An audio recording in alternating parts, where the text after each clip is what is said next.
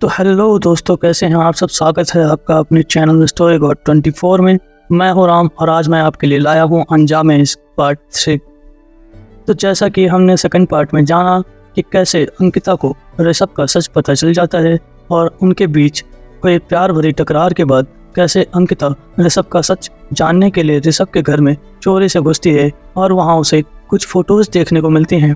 तो आइए कहानी को आगे बढ़ाते हैं। तो फिर ऋषभ के घर से निकलने के बाद वो सीधे अपने घर आती है और तब से उसके दिमाग में यही चल रहा होता है। वो सोचती है मैं एक सीरियल किलर से दोस्ती करने वाली थी, पर जब से ऋषभ उसके करीब आया है और जिस तरीके से उसने किस करी है, अंकिता के दिल में भी उसके लिए कुछ तो फीलिंग्स आ गई हैं और वो सोचने लगती है कि आखिर ऋषभ ऐसा क्यों कर रहा है। यही सब सोच रही होती है। फिर उसे ऋषभ के बेड में मिले फोटोज के पीछे लिखे हुए नाम याद आते हैं। अब क्योंकि ऋषभ शहर के अमीर परिवार से बिलोंग करता है तो अंकिता को एक थॉट आता है।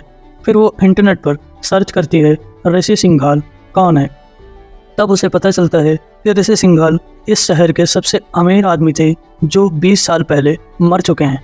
उनकी एक बीवी सुहानी सिंघाल और एक बेटा रचित सिंघाल था। जब इंटरनेट से ज़्यादा इन्फॉर्मेशन नहीं मिली तो ऋचा को कॉल करके पूछती है कि क्या वो ऋषि सिंघाल के बारे में जानती है। तब ऋचा के पापा वहीं पास में बैठे थे तो वो बोलते हैं उनके बारे में तुम क्यों जानना चाहती हो। तो अंकिता बिना कुछ बोले कॉल कट कर देती है और दूसरी तरफ ऋषभ उदास बैठा हुआ है अपने घर में और आसमान की तरफ देख रहा है। तो वहाँ उसके अंकल आते हैं और पूछते हैं क्या हुआ बेटा, पापा की याद आ रही है।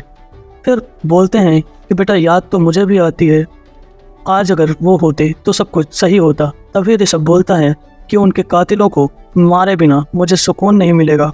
अब सुबह कबीर ऋचा को कॉल करके बताता है कि इंग्लिश टीचर की मौत हो गई है। फिर न्यूज़ से पता चलता है कि शहर में एक के बाद एक कुल 18 लोगों की मौत हो चुकी है और उन सब में एक लिंक था कि वो सब कभी ना कभी दोस्त थे, कॉलेज में थे या कहीं बिजनेस में थे।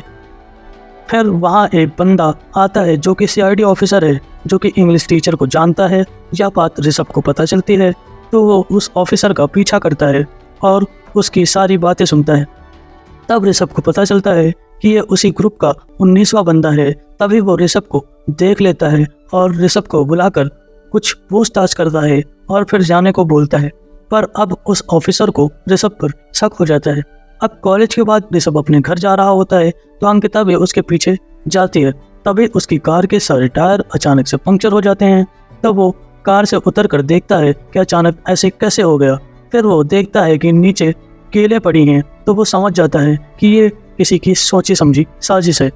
तभी उसे अंकिता दिखाई देती है तो वो अंकिता को पकड़ लेता है और बोलता है क्यों किया ये सब। फिर अंकिता कुछ बोलने ही वाली होती है तभी वो एक स्माइल के साथ अंकिता को और कसकर बाहों में जकड़ लेता है। अंकिता उसे रोकती है पर वो नहीं सुनता और बोलता है कि क्या हुआ, यही तो चाहती थी ना, अब क्यों शर्मा रही हो। तो अंकिता को गुस्सा आ जाता है और वो उसे धक्का दे देती है और बोलती है मैं ऐसी वैसी लड़की नहीं हूँ, समझे। फिर ऋषभ बोलता है अच्छा तो फिर यहाँ क्या कर रही हो, जाओ ना यहाँ से, मेरा पीछा क्यों कर रही हो। तो अंकिता बोलती है क्यों, तुम्हें मुझसे डर लगने लगा है क्या। तो क्रिस एक डेविल स्माइल देकर आगे बढ़ता है और बोलता है मुझे डर लगेगा, वो भी तुमसे। इतना बोलते बोलते कार के बोनट पे ही अंकिता को धीरे से गिरा देता है और उसके फेस पर उंगलियां फेर कर जुल्फों को संवारता है और आंखों में देखकर बोलता है डरना तो तुम्हें चाहिए मुझसे, आई एम अ डेविल। ऐसे बोलकर अंकिता के गले पर धीरे से बाइट करता है और फिर बोलता है अब लगा डर या नहीं, इससे पहले कि मैं तुम्हें देखकर पागल हो जाऊं, चले जाओ यहाँ से। ऐसे बोलकर वो वहाँ से दूर जाने लगता है तो अंकिता पीछे से बोलती है मैं तुमसे नहीं डरती, रचित सिंघाल। तो ऋषभ के नाम सुनकर एकदम से पलटकर अंकिता को देखता है और पूछता है क्या बोला तुमने अभी। पर तब तक पीछे से एक आदमी जिसने चेहरे पे मास्क लगाया है वो ऋषभ के सिर पर वार करता है जिससे ऋषभ बेहोश हो जाता है और एक कार आती है। जब तक अंकिता भागकर उसके पास पहुंचती है वो उसे एक कार में डालकर जंगल की तरफ चला जाता है। फिर अंकिता उसका पीछा करती है और साथ में उसी ऑफिसर को कॉल कर रही होती है जो इंग्लिश टीचर की मौत पर आया था। फिर वो लोग ऋषभ को जंगल में ही एक घर में ले जाता है। अंकिता भी पीछा करते हुए पहुंच जाती है और छिपकर कॉल करती है तो वो देखती है कि रिंग की आवाज़ उसी घर से ही आ रही है और वो अंदर छिप कर देखती है तो वो अपना मास्क निकालता है और अंकिता जल्दी से कॉल कट करके फ़ोन साइलेंट कर देती है, क्योंकि यह वही ऑफिसर है जिसने ऋषभ को किडनैप किया है। तो अंकिता सोचती है कि शायद इसे ऋषभ की असलियत के बारे में पता चल गया हो। फिर ऑफिसर ऋषभ को लोहे के जंजीरों में जकड़ देता है। अब क्योंकि एक वैम्पायर को लोहे के जंजीरें बहुत तकलीफ देती हैं, इतने में ऋषभ को हो जाता है। ऋषभ खुद को छुड़ाने की नाकाम कोशिशें करता है। फिर वो ऑफिसर उससे बोलता है, तूने क्या सोचा मैं तुझे पहचान नहीं पाऊंगा कि तू ऋषि सिंघाल का बेटा रचित सिंघाल है। फिर ऋषभ बोलता है, ये आप क्या बोल रहे हो, खोलो मुझे। तो वो ऑफिसर बोलता है, अगर तू नहीं है तो ये जो जंजीरें तेरा हाथ पर जलने का घाव क्यों कर रही हैं। तब ऋषभ बोलता है, मुझे एलर्जी है। ऑफिसर बोलता है, कल जब मैं तेरे घर आया था तभी मैंने तुझे एक्सरसाइज करते हुए देखा था। तेरे कंधे पर वो निशान जो तेरे बाप ने बचपन में बनवाया था। अब तू बस वेट कर, तुझे वैसे ही मौत दूंगा जैसे तेरे बाप को मारा था। ये सब अंकिता छिपकर सुन रही होती है। फिर वो ऑफिसर बोलता है, बहुत शौक था तेरे बाप को अच्छा बनने का, हम सब की नाक में दम कर रहे, उसकी वजह से हम कोई भी काम नहीं चला पा रहे थे। देहरादून को डेवलप करने चला था, जरा सी रिश्वत क्या ले ली, मेरी नौकरी से निकलवा दिया था मुझे, और बहुत कुछ बोला उसने। ऋषभ को उसकी बातों से बहुत गुस्सा आ रहा था।